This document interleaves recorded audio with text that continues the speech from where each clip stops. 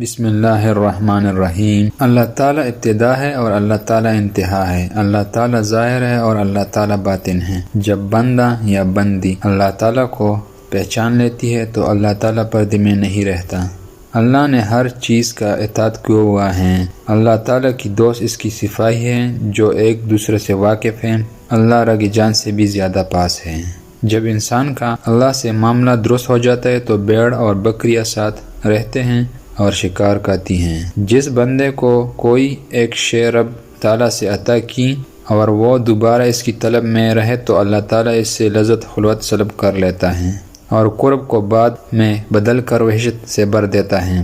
جن روحوں کو علم بالا میں جان پہچان ہو گئی ہے وہ آپس میں محبت اور الفت رکھتی ہیں۔ یہ اللہ تعالیٰ سے محبت رکھنے والے مصیبت کے وقت روتے نہیں بلکہ راضی براضی رہتا ہے۔ اللہ سے محبت یہ ہے کہ وہ جس حال میں بھی رکھے بندہ خوشی خوشی سے دل قبول کر لے اور اللہ کا شکر ادا کرے۔ تکلف کی زیادہ دل میں نفرت کو اپنی طرف بلاتی ہیں۔ اللہ کی نظر میں اس کام کی حیثیت ہے جس میں زیادہ خلوص بھرا ہوا ہو۔ جو بندہ ہر وقت اللہ کا دھیان نہیں رکھتا وہ گناہوں کی لپیٹ میں آ جاتا ہے۔ اگر اس بات کا یقین ہو جائے کہ حق تعالیٰ ہر جگہ پر موجود ہے تو معاشرے سے ریاکاری کا ہمیشہ کے لیے خاتمہ ہو جائے گا۔ اللہ کی دوست کو مال و دولت اور شان و شوکت سے کوئی سروکار نہیں ہوتا۔ جب کوئی اللہ کا بن جاتا ہے تو دنیا اس کی دل سے رفع ہو جاتی۔ جس طرح رئیسوں کو محل میں آرام ملتا ہے اور گٹھیا میں بے سکونی ہوتا ہے، اسی طرح فقیر کو گٹھا میں اور سکون اور آرام آتا ہے اور حل میں بے سکونی ہوتی ہے۔ ناکامی و نامردی